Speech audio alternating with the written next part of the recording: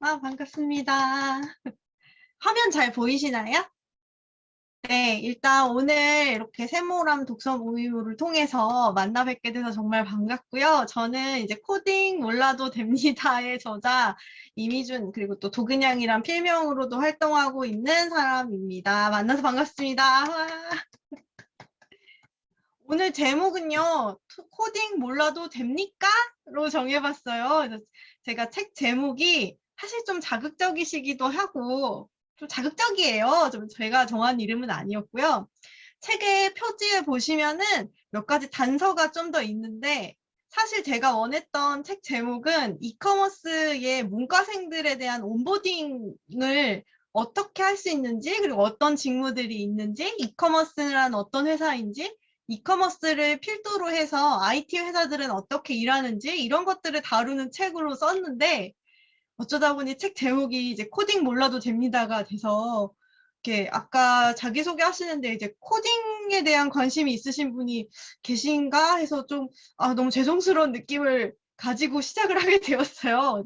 제 책에는 코딩을 문과생 분들이 개발자가 되지 않아도 되는 이유에 대해서 좀 많이 담고 있고요. 코딩을 몰라도 IT업에서 어떻게 살아남을 수 있는지에 대한 이야기를 다루고 있습니다.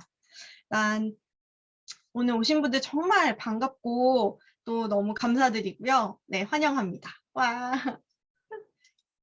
네, 제 소개를 좀 드리면요. 저는 현재 12년 차, 벌써 12년 차가 됐어요. 그래서 12년 차 이커머스 기획을 하고 있는 기획자고요. 기존에는 이제 한 10년 정도는 롯데에서 일을 했었고, 롯데에는 굉장히 다양한 이커머스 서비스들이 있습니다. 일단 계열사 자체가 되게 다양한 이커머스를 하고 있다 보니까, 뭐 하이마트, 홈쇼핑, 뭐 백화점, 마트, 슈퍼 되게 많거든요. 그래서 그런 되게 다양한 종류의 이커머스 만드는 일, 같이 거기서 직접 하면서 성장했고요. 지금은 네, 지그재그에서 이커머스 PO, 특히 제가 하고 있는 부분은 주문이랑 클레임, 상품과 같은 잘 보이지 않는 그런 일들을 하고 있어요. 그래서 보통 저희가 서비스 기획한다, 앱을 만든다, 그러면 이제 눈에 보이는 앱 화면을 어떻게 설계하는지에 대한 일을 한다고 생각을 하는데 사실은 그거보다 보이지 않는 곳의 일들이 굉장히 많아서 저는 그 일을 하고 있고요. 제가 IT 회사에서 기획자를 한다고 하면 회사 다니는 내내 맨날 사람들이 이공계냐는 소리를 많이 했었어요. 그런데 저는 역사학과 출신입니다. 역사학과에 경영학을 전공했고 지금도 저한테 코딩을 하라고 하면 저는 못해요. 파이썬 배워보려고 뭐 수업에서 이렇게 시켜서 이렇게 몇 번 해봤지만 제가 하려고 하는 일과 제가 그 기술을 배우는 거는 굉장히 다른 문제라는 점을 많이 실감을 하면서 일을 해왔습니다. 그래서 저 같은 이런 문과생들을 위해서 이번에 2021년에는 책을 출간을 한 게 이제 코딩 몰라도 됩니다. 비개발자로 IT 회사에서 살아남기 이런 제목으로 나오게 됐고요. 네, 다양한 채널들을 운영하고 있는데 봐주신다고 해서 너무 이제 부끄럽지만 감사하게 생각하고 있습니다. 네, 여러분 이거 제가 수락할까요? 네, 네.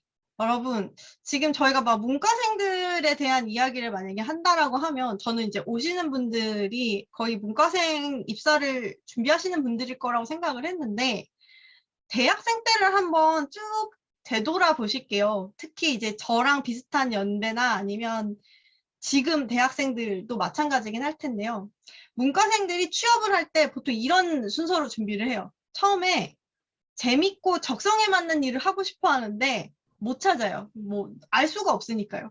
그러다가 유망하다고 소문나 있는 자격증을 좀 공부를 해봐요. 회계사 한번 따보려고 노력하고 계리사 한번 보고 뭐 하지? 이렇게 하다가 이것도 안 맞고 저것도 안 맞네 하다가 유망하다는 스펙들을 막 다 넣어요. 막 토익 스피킹 따고요. 뭐 따고요. 이런 자격증 뭐 있어요? 하고 다 취득해요. 그리고 간혹 되게 불안하니까 영어 자격증, 영어 점수 획득하는데 시간을 막 보내요. 그러다가 이제 결국 취업 시즌이 되고요. 그럼 그때 가서 상대적으로 재밌을 것 같은 직무를 선택을 하고 준비를 하는데 이때 착각을 많이 해요. 사실은 아닌데 막 마케팅 재밌어 보이고 사실은 그렇지 않은데 기획은 내 맘대로 다 할 수 있을 것 같고 그리고 사실은 그렇지만도 않은데 영업은 내가 못할 것 같고. 그래서 문과생들이 결국에는 처음에 다 몰려요, 한쪽에. 대기업 마케팅 직무에 먼저 다 몰리고, 그 다음에 기획에 몰리고, 영업은 하도 서류가 떨어지다 보면 이제 최후의 보루로 막 써야지 이렇게 생각하다가 몰리고, 그러다 보면은 나중에 나는 일단 붙여주는 대로 가야겠다. 어디든 쓰기 시작합니다. 이게 문과생들이 말하는 흔한 취업 실패의 프로세스예요. 지금은 어떠냐면요. 여기 하나가 추가됐어요. 딱 하나. 이제 1단계가 바뀌었어요. 이제 무조건 뭘 배워야지가 아니라 개발자랑 디자이너, 데이터 사이언티스트가 수요가 많대. 일단 이거부터 집적거려요. 해봤는데 모든 사람한테 이게 다 적합하진 않거든요. 재미가 없는 거예요. 아니면 코딩이라고 배웠는데 딱 배운 것까지만 해요. 활용이 안 돼요. 내가 뭘 만들려고 하니까 뭘 만들어야 되는지 몰라요. 그래서 접어요. 아니면 하고 싶은 게 엄청 큰데 내가 코딩을 배워봤는데 내 기술로는 구현이 안 돼요. 그래서 이걸 또 접어요. 생각보다 재미없고 실력 안 들고 이해 안 되고 그러니까 나 뭐 하지? 근데 그러면서 블로그와 브이로그를 막 운영하려고 하고 유튜버 이렇게 하다 유튜버가 되겠는데? 이런 생각도 하십니다. 그러다가 마지막에 똑같아요. 한참 떨어지고요. 그리고 나면 일단 오퍼레이션은 기획이든 모르겠으니까 일단 시켜주면 잘하겠다라고 지원을 하기 시작합니다.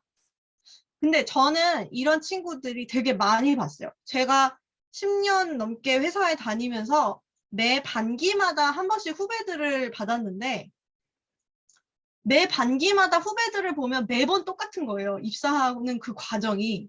그리고 와서 겪는 문제도 똑같아요. 어떤 문제를 어떻게 겪냐? 만약에 우리가 이제 네카라쿠에 우연찮게 입사를 해도요. 어떤 일들을 겪냐면 MD라고 스스로 입사한 친구가 있었어요. 근데 그 MD로 입사한 친구는 자기가 어떤 일을 할 줄 알았냐면 상품들을 쫙 골라서 내가 그중에 진짜 의미 있는 걸 바잉을 해와서 이거를 판매를 하고 막 미래의 트렌드를 보고 상품을 따오고 이런 역할을 생각해요. 그래서 뭘 준비하냐면 막 컬러리스트 자격증도 따고 뭐 이러는데 실제 이커머스 회사에 입사하면 MD들이 그런 일을 안 해요. 셀러들하고 소통하는 일이 거의 100이에요. 그리고 제일 많이 하는 일, 상품 취합하기. 이유를 모르겠는데 나는 상품을 직접 본 적도 없는 MD가 됩니다. 그리고 거기서 그 친구들이 좌절해요. 내가 생각한 MD는 이거 아닌데? 이렇게 생각해요. 마케터로 입사한 친구들도 그래요. 본인은 이제 뭐 광고 모델 섭외하고, 막 TBCF 찍고, 뭐 이벤트 기획해가지고 막 상품 나눠주고 막 이런 즐거운 일을 생각하고 왔는데 매일 광고 이익 계산만 하고 트래픽 대비 뭐 ROI 따지고 이거 되게 낯설어요.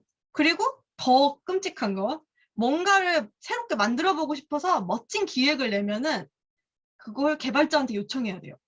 개발자가 안 된다고 해요. 자기는 될 것 같은데 네이버는 된다는데 우리는 안 된대요. 그런 상황들을 겪어요.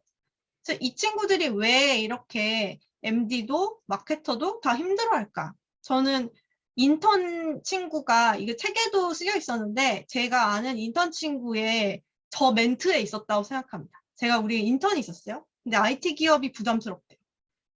그럼 나중에 어디 입사할 거야? 그런데 네카라쿠베 마케팅을 생각하고 있는데요. IT 기업은 부담스러워서 안 갈래요. 이렇게 얘기를 하더라고요. 그래서 이게 도대체 무슨 말이지? 라는 생각이 저는 들었어요. 네카라쿠베 다 IT 기업이야 라고 설명하고 싶은데 이 친구의 머릿속에 있는 IT 기업과 네카라쿠베의 마케팅은 IT 기업이라도 IT가 아닌 거예요. 그래서 무엇이 문제인지 알겠다. 그때 느꼈던 건 그리고 제가 그 전부터 후배들한테 느꼈던 건 그리고 제가 입사하면서 가장 이게 달랐구나라고 생각했던 건 우리가 대학교 때 배웠던 그 직무의 형태가 제조업을 기반으로 머릿속에 직무의 이름을 다 가지고 있었던 거예요. 그래서 무슨 이거는 이런 직무구나. 저거는 저런 직무구나 했던 게 사실은 제조업식으로 만들어져 있는 거죠. 근데 제조업은 저희가 관료제라는 걸 알고 얘기하잖아요. 그래서 자신의 직무가 딱 정해져 있고 그게 사수가 부사수에게 설명할 수 있는 그런 일들이었어요. 근데 네카라쿠는 IT 기업은 그렇게 일할 수가 없는 거죠. 그리고 제일 문제는 어떤 일을 하더라도 입사를 하면 일단 제일 먼저 어드민의 아이디를 만들어야 되고, 그 다음으로 내가 일을 잘하고 싶으면 개발에 요청을 해야 돼요. 그게 굉장한 차이였던 거예요.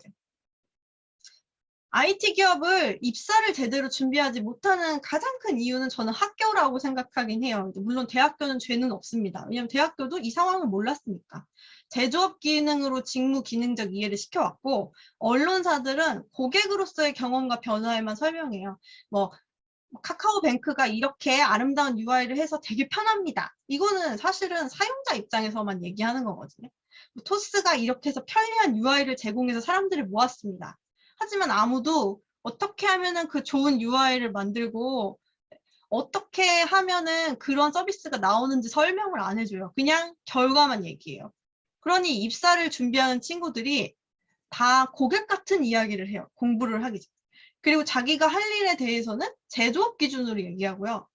그리고 선배들, 내가 도움받고 싶어하는 선배들의 얘기를 들으려고 했을 때 지금 딱 입사하려고 하는 친구들의 선배는 아마 여기 계신 분들 중에 많은 분들의 경험이 있으시겠지만 공채 위주의 경험 시장이었던 적이 많아요. 그래서 공채 위주 경험은 굉장히 제네럴한 사람을 뽑잖아요. 이것도 잘할 수 있고 저것도 잘할 수 있고 그 사람들의 스펙 쌓는 방식으로의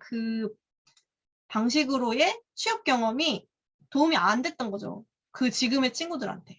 그래서 사실 우리가 일할 환경에 대해서 설명하고 싶은 게 이 책에 굉장히 많이 주제적인 부분이었어요.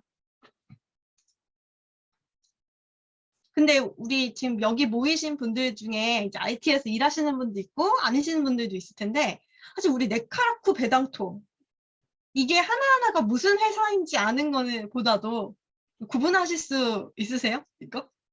제가 세 가지로 한번 얘기를 해볼게요.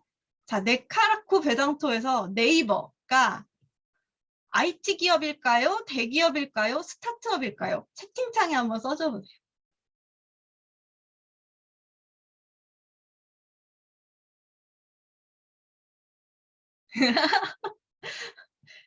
조합도 나왔어요, 지금. 대기업, 대기업, 대기업. IT 대기업. 한 분이 이제 조합을 하시니까 이제 싹 다 조합을 하시네요. IT 대기업.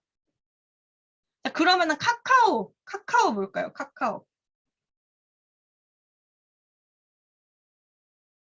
IT 기업이자 대기업. 대기업, 스타트업.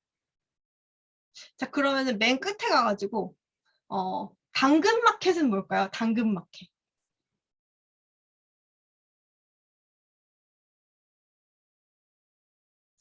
스타트업, IT 스타트업.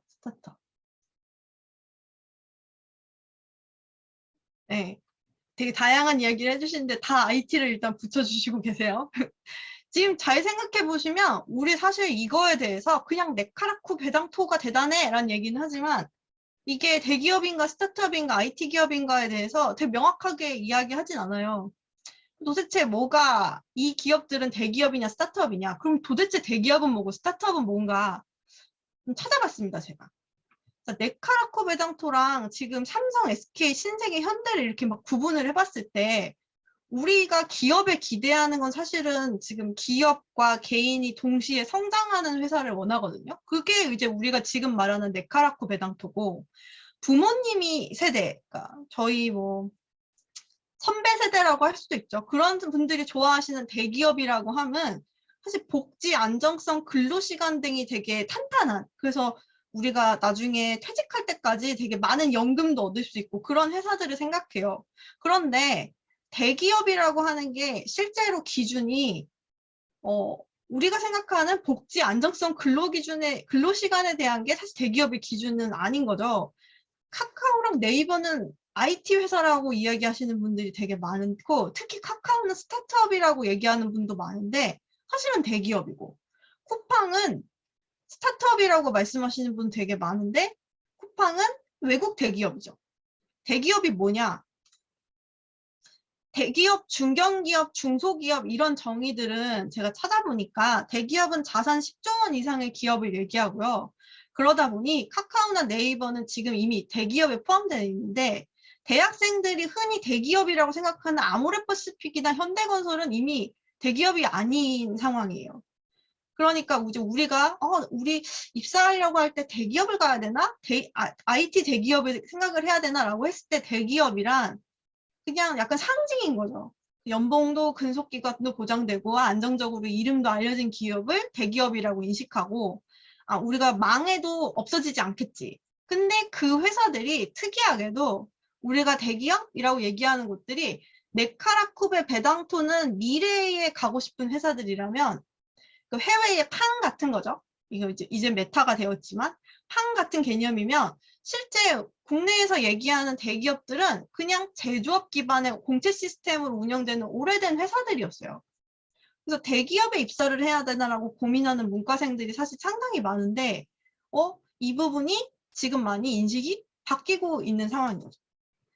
대기업의 공채 시스템이 사실은 상시로 되게 변경되면서 많이 무너지고 있는데 사실 저는 공채 출신이거든요. 그 롯데에서 저는 공채 출신이었고 롯데에서 제가 겪은 공채 시스템이 가능했던 이유를 보면 제너럴리스트를 육성을 해요. 그래서 그 롯데에서 가장 중요한 기업이었 중에 하나가 이제 롯데 백화점인데 거기서 보면 롯데 백화점으로 입사하는 분은 오늘 정산 담당자였던 사람이 내일 다른 지점의 플로어 매니저가 돼요.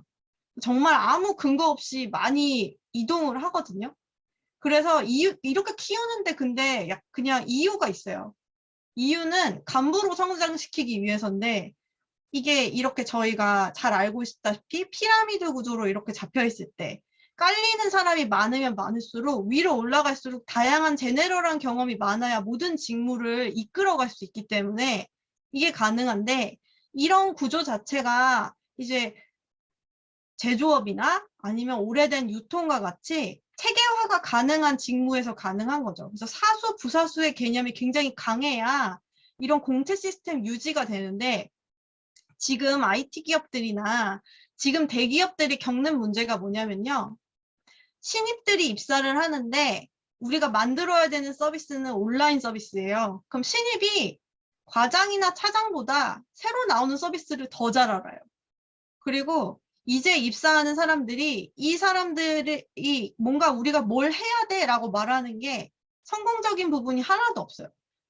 이거 나는 이랬어. 여기다 돈을 이렇게 풀자 라고 했을 때 실제 사원이 듣기에는 그게 효과가 있어요? 라고 하는 일들이 벌어지기 시작하고 결국에 회사에서도 이게 신입을 뽑아서 될 문제가 아니구나.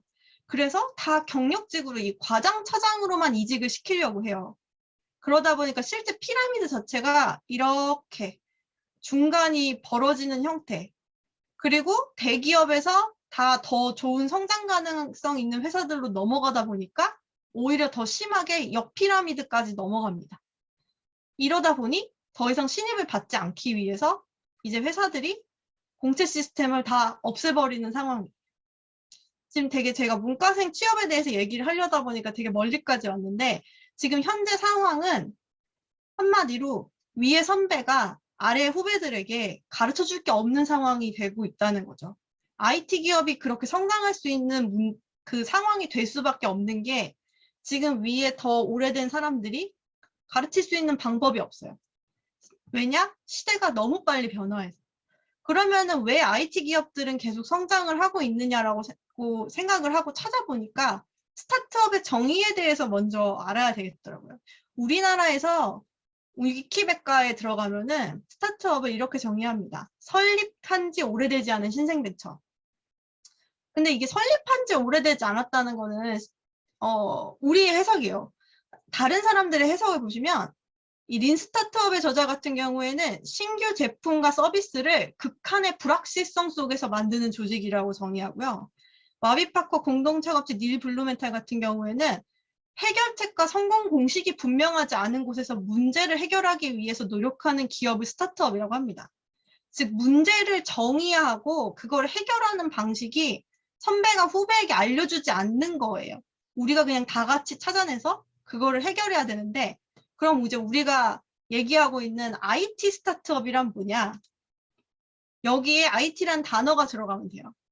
우리가 말하고 있는 스타트업이라고 하는 건 규모의 문제가 아니라 규모가 크더라도 아니면 규모가 작더라도 IT 기술을 통해서 극한의 불확실성 속에서 서비스를 만들어내는 게 IT 스타트업인 거죠.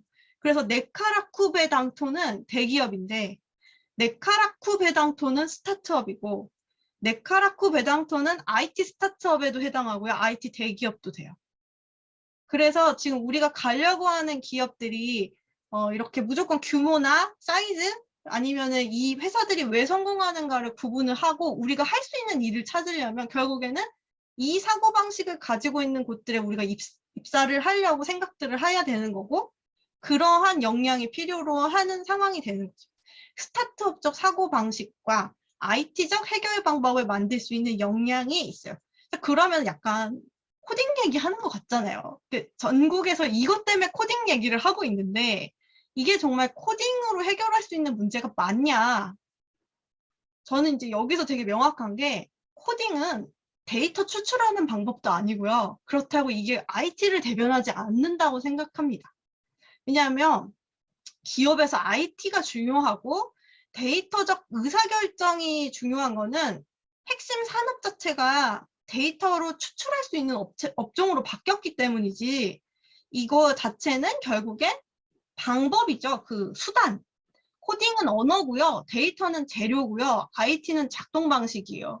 그래서 IT 스타트업에서는 IT를 어떻게 사용할 것인가가 남는데 제가 일하는 게 서비스 기획자잖아요.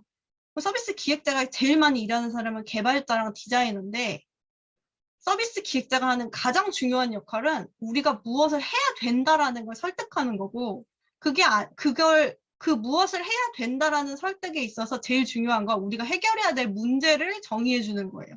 그럼 그걸 IT적인 방식으로 개발자들은 그 문제 하나를 달려들어서 해결을 하는 모습들을 보여줘요. 디자이너들도. 그 문제를 해결하기 위해 달려들. 그러면은 문과생, 그러니까 저희가 코딩을 하지 않는 사람들이 해야 되는 가장 중요한 역할은 이게 문제야라고 찾아주는 거예요. 근데 저희가 이거 데이터 사이언티스트의 영역이라고 생각하시는 분들도 계세요. 왜냐면 그게 마치 데이터 사이언티스트의 일인 양 설명을 많이 하거든요. 근데 실제 업무 하시는데 딱 가면 데이터 사이언티스트가 문제를 제기할 수는 있어요. 근데 데이터 사이언티스트가 그 문제를 해결하라고 지시할 수는 없어요. 그러니까 그 문제를 해결하겠다고 약간 손가락 방향 가리키면서 갑시다 라고 하는 사람이 필요한데 그게 회사에 있는 다양한 직군의 그 비개발자들이 해당합니다. 데이터 사이언티스트는 데이터 전문성을 가진 분들이기 때문에 본인에게 만약에 롤이 주어지지 않는다면 딱 분석까지밖에 못해서 오히려 자기가 PO나 PM 혹은 다른 직무로 이관하고 싶어 하시는 분들도 저는 많이 봤어요. 그래서 그러면은 도대체 어떤 역량이 있어야 되냐. 네. 그래서 제가 쓴 책이 이 책에 사실 되게 넓은 말로 되게 여러 가지 쓰고 있지만 사실 이 책에서 핵심은 그거예요. IT 기업에서 진짜로 필요로 하는 사람은요. 지금 코딩을 수학 공식처럼 외운 사람을 원하는 게 아니라 회사가 처한 상황에서 해결해야 되는 문제를 정의할 수 있는 사람. 그게 어떤 직무거든요. 그리고 그 해결책을 같이 고민할 수 있는 사람. 근데 그러려면 이제 두 가지가 나오죠. 그럼 문제는 어떻게 정의하는데? 그러려면 회사를 알아야 돼. 비즈니스를 알아야 되고, 그러려면 사용자를 알아야 돼. 그리고 이 사용자들이랑 비즈니스를 어떻게 해야 되냐면, 비즈니스에 대한 그 BM이나 이런 것들, 아니면 회사의 환경, 시스템의 환경 이해하고 있어야 되고, 그 다음에 사용자를 잘 알려면 인터뷰를 하거나 아니면 사용자의 행동 데이터를 조사를 할 수 있어야 되는 거죠. 그것 때문에 저희가 데이터를 보는 거고. 그럼 문제를 해결하려면 어떻게 해야 되냐? 문제를 해결한다는 건 굉장히 구체적인 방안이잖아요. 그러려면 우리 서비스가 시스템으로 만들어져 있기 때문에 여기서 시스템을 알아야 된다라고 설명을 드리는 거였습니다. 코딩이 아니라 시스템을 알아야 되는 거죠. 그럼 시스템이 뭐냐? 뭐 정책이라고 할 수 있는데요. 이걸 IT 기업의 일장일로의 역량이라고 좀 이렇게 표기를 바꿔보면 세 가지예요. 우리 회사가 돈을 뭘로 버는지 아는 거. 수수료로 버는 건지 아니면 매출 자체로 버는 건지 뭔가 매입을 해와가지고 팔아서 마진으로 버는 건지 아니면은 광고로 돈을 버는 건지. 그러니까 우리가 지금 주력으로 뭐를 돈 벌기 위해서 이걸 하고 있는지를 아는 것. 그래야 고객이 원하는 모든 것을 다 해결해 주는 게 아니라 우리가 회사가 돈 벌 수 있는 방향으로 서비스를 만들 수 있어요. 이기적인 건 아니죠. 그게 아주 그 선을 잘 지키는 거니까. 그리고 두 번째, 우리 회사를 이용하는 고객들의 특징과 행동 방식을 알고 있어야 되는데 UX, 그리고 감각이 아닌 데이터. 그러니까 예전에는 저희가 다 자기 중심으로 얘기했어요. 나는 이렇게 사용해. 나는 이렇게 쓰는 것 같아. 그리고 그게 오프라인일 때는 얼추 맞았다고 생각해요. 오프라인 유통에서는.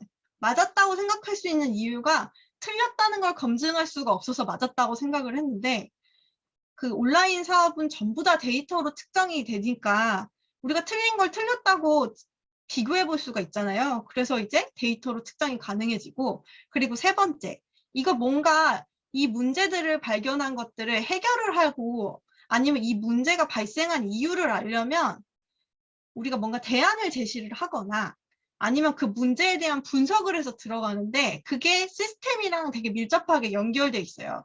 그때 우리가 중요시하고 있는 이 단어가 feasibility입니다. 적합성이라는 단어인데 우리 시스템 내에서 가능한 거, 우리 시스템 내에서 고칠 수 있는 수준, 아니면 우리 시스템에서 우리 개발자가 며칠 동안 일해가지고 해결할 수 있는 양, 이런 거에 대한 부분을 잘 알고 있으면 돼요. 만약에 이게 개발을 하지 않더라도 해결할 수 있는 방법이 있다라고 하면 feasibility가 굉장히 높은 해결 방안이 되는 거죠. 개발 없이 할 수 있으면. 이거를 비개발자의 일잘러의 특성으로 한 번 더 걸러보면 결국은 같은 얘기예요. BM, feasibility, UX, 비즈니스. 저는 이거를 한마디로 표현하면 메타인지가 높다라고 설명할 수 있어요. 내가 아는 것을 비즈니스나 사용자에 대해서 알고 내가 모르는 것은 피지빌리티를 혼자서 막 끙끙거리고 공부하는 게 아니라 개발이나 아니면은 그 주변의 사람들에게 물어보고 저희가 잘 성장하지 못하는 그 신입들의 특징이 하나 있는데요. 질문을 잘 안 해요.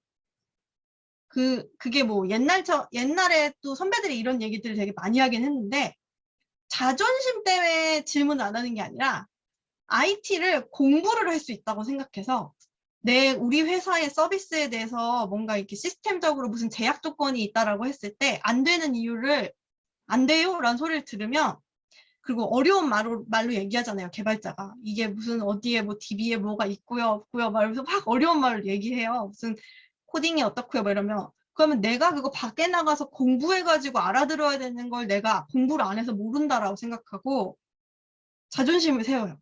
근데 일 잘하는 친구들은요, 그거 내가 모르는 거. 그럼 저 사람은 알겠네? 그럼 물어봅니다. 왜냐? 해결이 중요하니까. 자존심이 중요한 게 아니라. 이 책 전체에서 말하는 일 잘하는 문과생의 특징은 이거예요. 내가 잘하는 거, 내가 잘 아는 거는 내가 더 설명해주고 내가 모르는 거 아니면 코딩을 하는 사람들이 시스템을 만드는 사람들이 해결해 줄 수 있는 거 그건 물어봐서 정의하자. 그게 feasibility. 그걸 맞추자라는 게 이제 비개발자 일잘러의 특성이다. 메타인지가 높다. 이렇게 설명을 했습니다. 이게 가능한 이유는 딱 이것 때문에 그래요. 우리가 만드는 서비스는 그게 이커머스든 IT든 그러니까 뭐 어떤 서비스든 이게 뭐 배달의 민족이 됐든 뭐가 됐든 앱이 아니라 사실은 프로덕트거든요. 이 프로덕트라고 하는 개념이 이 책에서 되게 제일 중요한 개념인데 우리는 만약에 물건을 떠올리는 거를 뭐 어떤 서비스다 그러면 그 서비스의 어플리케이션을 되게 만드는 것이 중요하다라고 생각하는데 사실은 고객한테는요 그 어플리케이션이 그 회사 그 자체예요. 그래서 은행 앱이라고 하면 우리가 그 은행 앱을 만든 그 은행의 앱을 만든 사람들 아니면 온라인 지점 이렇게 생각하는 게 아니라 하나은행을 깔면 우리한테 그 앱이 하나은행 그 자체잖아요. 사실 그게 프로덕트의 개념이거든요. 우리 모든 직원이 사실은 이 프로덕트 하나 잘 만들기 위해서 이 프로덕트가 우리 회사라고 동일하게 엮이기 위해서 일을 하는 거고 그러하게 가치가 엮여 있는 게 프로덕트인 거죠. 그래서 우리가 뭔가 피지빌리티를 만들고 체크하고 만들어낸다는 거는 우리가 무엇을 하든 개발이랑 연관되어 있기 때문에 그런 거지 개발이 존귀하기 때문에 그런 것이 아닌 거죠. 그래서 우리가 코딩을 배우지 않으면 쓸모없는 사람이 되는 게 아니라 우리가 잘 하려고 해야 되는 것들 위해서 결국 그냥 개발하는 사람들에게 우리 문제를 던져주는 거죠. 해결해달라.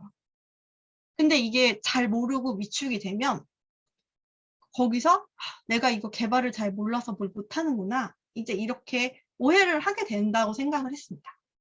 그래서 지금 옆에 요거 글씨들이 이렇게 쓰여 있는데 결국에는 우리가 만드는 모든 서비스 이게 다 프로덕트고 그걸 더 잘하기 위해서는 어드민 시스템을 수정해 가면서라도 내가 할 일을 잘하려고 하는 게 그게 개발자랑 같이 일하는 이유라고 생각을 해요. 그리고 거기서 데이터가 쌓이면 내가 그걸 보고 판단해서 문제를 정의하기가 더 쉬워지는 거죠. 그러면 이제 되게 먼 길을 돌아왔는데 제가 지금까지 몇 가지 말씀드렸어요. 왜 문과생들이 취업을 준비할 때 코딩을 먼저 했다가 실패하는가.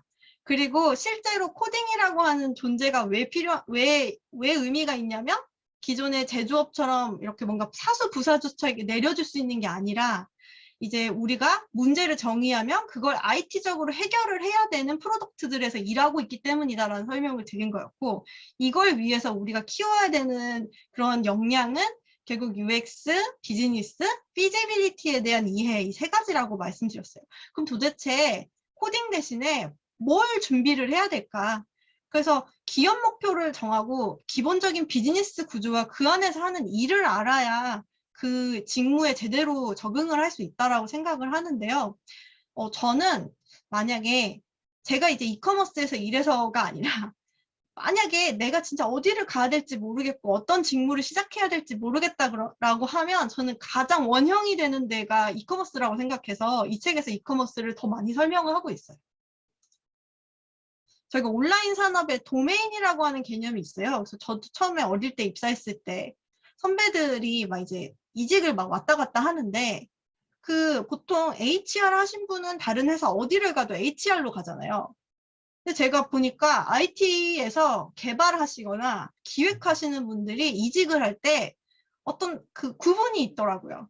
그 구분이 업종은 아니고 그 시스템의 형태에 따라서 구분이 좀 돼요. 그 형태에 따라서 제가 나눠보니까 이커머스, 콘텐츠, 광고, 커뮤니티, 금융, 핀테크, 게임, 솔루션 이렇게 나눠지더라고요, 쭉.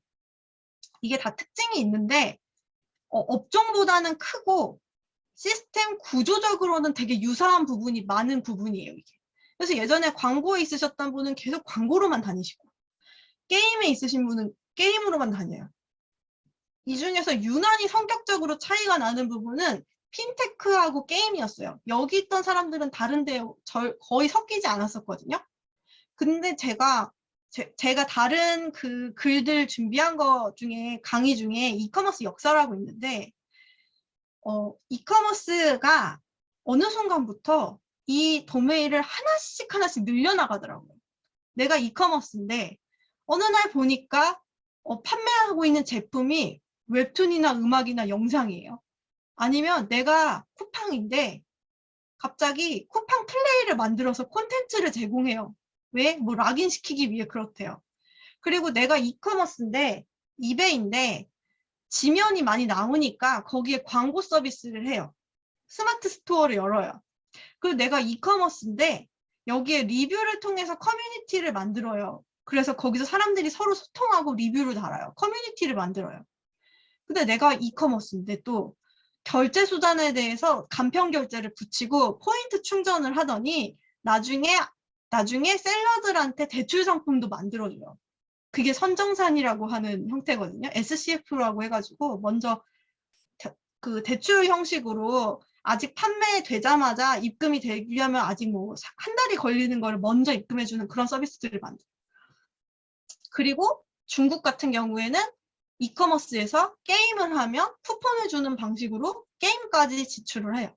그리고 이커머스였는데 분명히 야놀자 같은 데서 솔루션을 만들어가지고 특정 회사들에 보급을 하고 풀필먼트 시스템을 만들어서 다른 데 팔아요. 그러니까 이커머스에서 시작해가지고 다른 데로 파는 데가 무수히 많아지니까 지금 되게 커지는 플랫폼들은 다 결제 베이스로 성장하더라는 거예요, 특징이.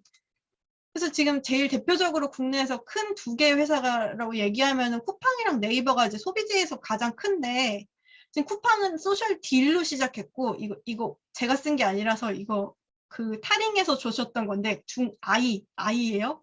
중개, 부끄러워. 그다음에 네이버 같은 경우에는 포털 검색 광고를 시작했는데, 이 두 개가 공통적으로 쿠팡은 자체가 이커머스이기 때문에 판매하는 상품만 계속 늘려가지고 계속 사업을 확장시켰고, 네이버도 포털이랑 광고로 성장을 했는데, 사실 네이버가 더 확실하게 점핑하게 된 데는 페이가 있죠. 엠페이 성장하고 나서 웹툰이랑 콘테스트 이거 판매하던 데가 매출이 엄청 급성장해요. 웹툰은 원래부터 되게 킬링이었는데 수익이 없었거든요. 그런데 엠페이가 만들어진 2016년 다음 해에 웹툰의 그 수익이 엄청 급성장합니다. 결국 이 두 가지 다 페이먼트라고 하는 결제가 있으면 그거 기반으로 무엇을 팔지만 추가하고 어떻게 하면 더 잘 팔지만 고민을 하다 보니까 플랫폼이 자꾸 늘어나요. 그래서 왜 이커머스를 선택하면 좋으냐? 웬만한 서비스가 다 이커머스라서. 그래서 이커머스의 형태를 아시면 웬만해서 기업에서 일하는 그 직무들을 다 보실 수 있어요. 여기 계신 분들은 다 이제 이해도가 높으실 거라고 생각이 들긴 하는데, 쿠팡이 이커머스라고 하면 다 이해를 하는데, 대학생들 분들 중에는 배달의 민족이 무슨 앱이에요? 그러면 이커머스란 단어가 입에서 안 나와요. 배달의 민족은 배달 앱이요. 배달의 민족은 오토오요 이래요. 근데 아까 도메인이 같으면 거의 비슷한 형태로 만들어진다라는 말씀을 드렸잖아요. 지금 이 두 개를 비교해 보시면 이용 프로세스가 거의 비슷해요. 쿠팡도 상품 찾고, 장바구니 잡고, 주문서 찾고, 수령한다. 쿠팡도 그 배달의 민족도 똑같아요. 음식을 찾고, 장바구니에 잡고, 주문서 잡고, 결제해서 수령한다. 여기에 어떤 카테고리의 항목을 넣어도 그 앱이 나와요.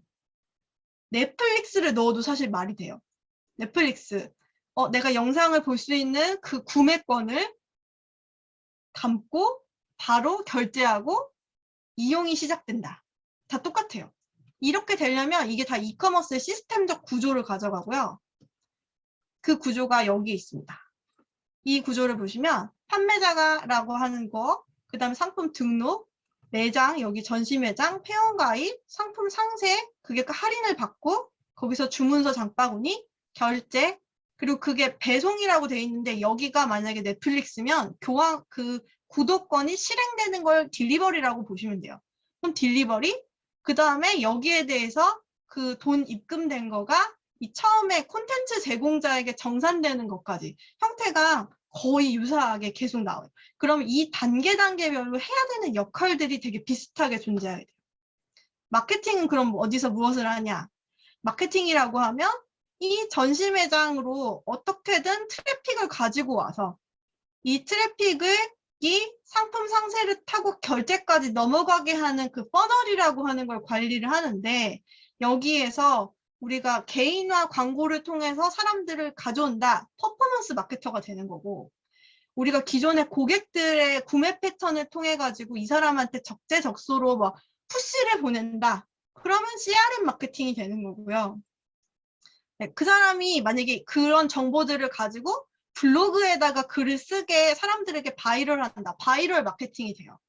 그리고 여기서 전시 매장에서 봤던 상품을 뭐 뉴스 사이드에서 보이는 화면에 노출시키고 싶다. 그러면 그거는 저희가 리타게팅 마케팅이라고 합니다. 그런 식으로 저희가 이 퍼널을 움직이는 데 있어서 되게 비슷한 형태의 직무들이 존재를 하게 돼요. 법무는 뭐 하냐? 법무는 이거 흐름에 있어서 여기 결제에서는 어떤 정보를 저장할 수 있어. 개인정보보호법에 의해서 이 정보는 저장할 수 없어. 이건 전자상거래법에 의해서 주문 정보는 5년 이상 기록해야 돼.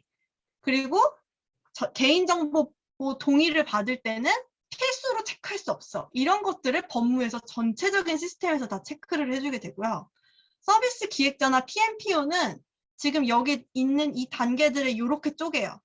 그래서 이렇게 검색 PO, 그러니까 검색 PO, 회원 PO, 상품 PO, 쿠폰 PO 이렇게 자기 담당들을 나누고요. 그 담당들이 문제를 정의해요. 회원을 어떻게 잘 가입시킬 것인가? 검색을 어떻게 하면 더 원하는 것을 잘 보여주게 할 것인가? 배송에 대해서 누락을 없애려면 어떻게 할 것인가? 배송의 날짜를 더 짧게 가져가려면 어떻게 할 것인가? 이런 문제를 가져가게 됩니다. CX, 그 기존의 조직 중에는 오퍼레이션 조직에 가까운데 이게 사실은 온오프라인이 가장 극명하게 다른 부분 중 하나예요. 오프라인에서 오퍼레이션은 학습을 시키지 않는 거의 그런 사람들이에요. 오퍼레이션을 오프라인에서 한다 그러면 제가 롯데 마트를 예시로 들어보면 아주머니들 캐셔에 가깝거든요. 캐셔분들, 뭐 이렇게 물건 가져다가 채우는 분들, 숙련된 분들도 분명히 계시는데 그 숙련된 분들에 대해서 별로 그렇게 이 사람들이 전문성이 있다는 걸 존중을 안 해줘요. 편의점에서도 그렇고 되게 갈아 끼워질 수 있는 존재로 생각하잖아요. 근데 온라인을 생각해 보시면 이 한정된 지역의 지점의 사람이 아니라 전 세계의 모든 사람이 다 동시간대에 동시다발적으로 접속이 가능해요. 그러면 되게 사람 수나 그 케이스가 월등히 늘어나잖아요. 그럼 그 사람들을 모두 한마디씩만 질문을 해도 응대해 주는 것 자체가 굉장히 큰 문제가 발생하는데 제일 큰 문제는 이 모든 매장이 프로덕트로 만들어져 있기 때문에 사람이 이렇게 눈치껏 보다가 필요한 게 있으면 알려주고가 안 되잖아요. 그럼 그거를 데이터적으로 측정해서 우리가 생각한 것과 다르게 움직이는 이유들, 우리가 생각한 것보다 고객이 불편을 발생시키는 이유, 이런 것들을 누군가가 계속 수집하고 잘 돌아갈 수 있게 돕고 측정하고 그거에 대한 문제를 제기하고 하는 사람이 필요한데 그게 바로 오퍼레이션입니다. 그리고 또 개발이 문제를 해결할 수 없을 때가 있어요. 이거는 개발로 해결이 안 되는 문제야 라고 했을 때 우리 프로덕트 전체가 잘 굴러가게 하기 위해서 일을 하는 거, 그게 오퍼레이션이에요. 문과생분들한테 취업할 때 가장 하기 싫은 직무를 요새 물어보면 사실은 오퍼레이션 직무라고 생각하시거든요. 왜냐면 이 직무가 되게 오프라인의 범주로 생각했을 때 이 일이 별로라고 생각하니까. 그리고 되게 하고 싶어하는 일은 막 이런 거예요. PMPO 하고 싶어요. 막 리딩하는 줄 알고. 사실 본질적으로 프로젝트를 개발자랑 직접 하지 않는 거를 제외하면 하는 일은 다 거기서 거기에요. 문제를 자기 위치에서 정리하고 그 문제를 해결할 수 있는 방법을 제안하고 그리고 그게 내 손에서 해결할 수 없는 거면 개발적으로 해결할 수 있는 방법을 요청해서 받는 것. 어떤 직군이든 다 똑같이 움직여요. 회계까지도.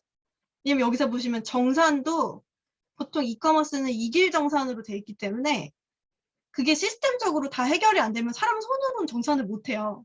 그러면 회계팀이 잘하는 직원은 어떤 걸 잘하냐? 내가 필요한 시스템을 똑바로 요청할 수 있어요, 개발에. 나 이렇게 그림 그려서 나 여기에 무슨 데이터가 필요하니까 이걸 데이터로 만들어줘. 그럼 그게 되게 여러 가지 문제가 엮여 있을 거예요. 이 데이터를 만들기 위해서 기존에 무슨 데이터를 처음부터 뭐 숫자를 쪼개놔야 된다, 합산해 놓으면 안 된다, 아니면 이거 뭐 처리를 어떻게 해야 된다. 그건 이제 뭐 이런 사람들이 하겠죠. 뭐 서비스 기획자, PMPO나 개발자가 붙어서 그 문제를 해결할 수 있는 방법을 찾겠죠. 근데 여기서 되게 말씀드리고 싶었던 건 온라인 사업의 팔아는 이커머스고 파는 것만 다른 이커머스고 이커머스의 대부분은 다 비슷한 구조를 가지고 있어요. 그래서 제조업을 기반으로 직무를 생각하듯 이커머스를 기반으로 이제 직무를 생각하고 그 각각의 항목에서 해결해야 될 문제들을 잘 정의하는 거. 그게 우리가 코딩보다 더 중요시해야 되는 부분이라고 이 책에서는 설명을 하고 있는 거고요. 그리고 그 문제를 개발자가 해결해 줄 수 있다는 신뢰가 있어야 되는데 이거는 책에서 얘기하진 않은 건데 종종 저희가 현업에 있을 때 그런 생각을 할 때가 있어요. 개발에게 내가 지시를 한다라고 생각을 하기 시작하면 되게 구체적인 요구사항을 주고 이거를 만들어야만 내 문제가 해결될 거라고 생각하기도 하거든요. 그런데 이게 시스템적인 부분이다 보니까 내가 하고 싶어 하는 거에 그 최종 결론을 설명을 했을 때 방법은 더 좋은 방법이 있을 수 있어요. 예를 들면 제가 만약에 요청을 해요. 내가 상품을 제대로 된 걸 추천을 하고 싶어요. 그래서 일자별로 20개의 상품을 추천을 할 수 있게 상품 추천을 등록할 수 있는 부분을 개발해서 만들어주세요 라고 요청을 해요. 그럼 개발자가 듣고 이렇게 얘기할 수 있죠. 아, 이거 20개의 상품을 등록하는 것보다 이러이러한 데이터를 통해서 우리가 20개를 추출을 할 수 있어요. 그러면 이제 뭐 AI를 통해서 개발합시다. 이런 얘기가 대안으로 줄 수 있어요. 근데 내가 만약에 내가 생각하는 것만 옳다고 생각하면 그걸 듣지도 않죠. 나 이거 만들어 달라니까? 이렇게 되죠. 사실 제가 지금 예시를 좀 반대로 들었는데 사실 현실에서는 이런 일보다 반대 일이 더 많아요. 잘 모르겠고 여기에 AI로 만들어주세요. 추천을 이렇게 얘기하면 개발자가 이제 그거 지금 만들어도 되게 성능이 떨어지고 학습 데이터가 없어서 되게 좋은 추천이 안 나오는데요? 라고 얘기를 해요. 그러면은 그 말을 듣고 같이 문제를 해결하려는 입장이면 그러면 학습 데이터가 올라가기 전까지 제가 하루에 20개씩 등록할게요. 라는 얘기를 할 수 있는데 그럼 학습 데이터가 올라가는 거 모르겠고 나 AI로 오픈해야 되니까 AI로 오픈해 주세요. 이렇게 되면 되게 엉망진창 산출물이 나오기도 합니다. 이건 좀 별개의 얘기지만 그 IT적인 해결책을 우리 코딩을 안 배우고 시스템을 정책만 아는 사람들이 해결하는 것까지 하려고 하면 거기서 좌절이 오고 내가 코딩을 배웠어야 되는구나 이런 것들이 이제 일어나는 거죠. 진짜 좋은 회사를 선택하시는 것도 되게 중요하긴 한데 좋은 그 회사를 선택하셔야 다 같이 문제를 해결할 수 있는 관점에서 대화를 할 수 있는 게 되게 중요하긴 한데요. 그런 회사가 우리가 이제 가고 싶어하는 네카라쿠 베당토에 해당하는 기업들이다. 그리고 저희가 이제 문과생으로서 아니면 비개발자로서 진짜 이 이커머스 회사들에서 해야 되는 역할은 되게 지금 오늘 어설프게 헬로 월드 파이썬을 배워왔다 한들 내가 하고 싶은 거를 개발을 나에게 주어질 일은 절대 없어요. 내가 직접 코딩할 일은 거의 없어요. 내가 하고 싶어 하는 건 항상 더 많은 그 개발에 그 능력이 있는 사람이 개발해 줘야 되기 때문에 나는 문제를 그럼 똑바로 정의하고 같이 이 사람이 하는 말을 이해할 수 있는 수준 그리고 그 정도를 저희는 feasibility라고 부릅니다. 그래서 어떤 직무에 계시든 그런 부분이 필요하다라는 거를 중심적으로 다뤘고요. 책에서는 제조업이랑 조금 비교를 해주는 역할들을 많이 하고 있어요. 그러니까 앞에서 이제 문과생들이도 그렇고 많은 사람들이 제조업 기반으로만 생각하니까 제조업에서 마케팅과 이커머스에서의 마케팅이 어떻게 달라지는가 업무적으로 그런 부분들을 이제 꼭지꼭지별로 좀 다루고 있습니다. 네, 제가 너무 길게 떠들었는데 제가 준비한 내용은 여기까지고요. 이제 저희가 책 읽은 뒤에 논점으로 얘기하려고 했던 게 이커머스 기업 중에서도 IT 기업 중에서도 이커머스 기업에 간다면 문과생은 어떤 일을 할 수 있을까? 개발을 통해 해결하지 않아도 되는 모든 일의 문제를 정의하는 역할은 문과생이 잘 할 수 있어요. 저는 사학과고요. 사학과가 제일 잘하는 건 인과관계를 정리하는 일인데 제가 PMPO 하시는 분들한테 사학과가 인과관계를 정리하는 일이고 이게 IT 업과 굉장히 잘 어울린다라는 얘기를 하면 모두가 다 동의해요. 아, 맞다. 이 IT는 영향도의 문제가 제일 크구나. 내가 무슨 짓을 했을 때 그 다음에 사용자한테 내가 앞에서 여기 뭘 고쳤을 때 뒤에 다른 시스템에 어떻게 영향을 주는지가 제일 중요한데 저는 그건 문과생들이 평생 공부한 논리의 영역이라고 생각하거든요. 그리고 그걸 개발자들도 논리라고 얘기해요. 그래서 이거에 대한 부분. 그리고 두 번째, 이커머스 비즈니스에서 비개발자가 더 잘할 수 있는 무엇인가? 네, 더 잘할 수 있는 일은 문제를 다면적인 이유에서 정의하는 거예요. 개발자들은 어떤 때는 시스템적인 부분만 보고 뭔가를 하려고 할 때도 있어요. 시스템적으로 더 개발이 쉽게 가고 싶어서. 근데 그게 나쁜 점은 아니에요. 그거에 보충해줘야 되는 사람들이 비즈니스와 사용자에 대해서 아는 사람들이 필요하고 그걸 더 넓은 시각으로 볼 수 있는 역할도 누군가는 해야 됩니다. 그게 PMPO만 하는 역할은 절대 아니에요. 모두가 다 해야 돼요. 자기의 사용자는 그 오퍼레이션이나 SCM이나 현업에 있는 사람들이 제일 잘 아니까.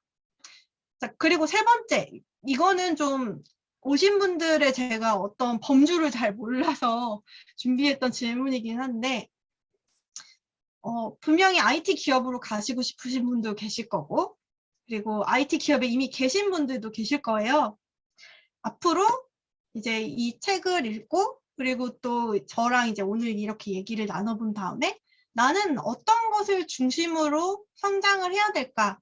제가 이제 항상 고민하는 부분 중 하나거든요. 그래서 저랑 같이 이런 고민을 항상 해보셨으면 좋겠다 싶어서 논점으로 정리를 해봤습니다.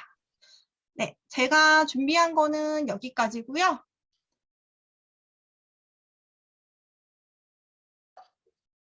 저 오늘 주로 이제 제가 말하다 보니까 이제 많은 분들의 상황을 제가 듣지 못하는 게 되게 아쉽긴 한데요. 네, 되게 항상 고민하시거나 아니면은 그런 부분들이 많으실 것 같아요. 세상도 되게 빨리 변하고 있고 개발자들은 왜 그렇게 연봉도 높은지 모르겠고 되게 그런 상황들이 많긴 한데 저는 회사는 절대 개발자로만 굴러가지 않는다고 생각하고 앞으로 만약에 제가 만약에 자식을 낳는다라고 하면 저는 그 자식이 메이커가 되거나 최고의 유저가 됐으면 좋겠거든요. 근데 여기서 메이커는 무엇을 만들지 않은 사람, 그리고 최고의 유저는 이 시스템을 어떻게 쓰는지 너무 잘 아는 사람, 둘 중에 하나였으면 좋겠다는 생각을 하고 있어요. 그래서 우리도 그 둘 중에 하나가 될 수 있게 시스템이라고 하는 것들을 너무 어렵지 않게 생각하고 코딩 언어는 어려운데 시스템 자체는 정책만 잘 알아도 우리가 쓸 수 있는 것들이라서 IT 지식 관련된 그런 책들도 많이 보시면서 그리고 좋은 강의들도 이제 교양처럼 들으시면서 내가 이런 거 만들어 보고 싶다 이렇게 하실 수 있는 그런 환경을 만들어 나가시면 좋을 것 같습니다. 오늘 제 얘기 들어주셔서 정말 감사드리고요. 제 경험이 모든 사람을 대변할 수 없기 때문에 제 그냥 사견이라는 거 꼭 말씀드리고 싶었습니다. 네, 감사합니다.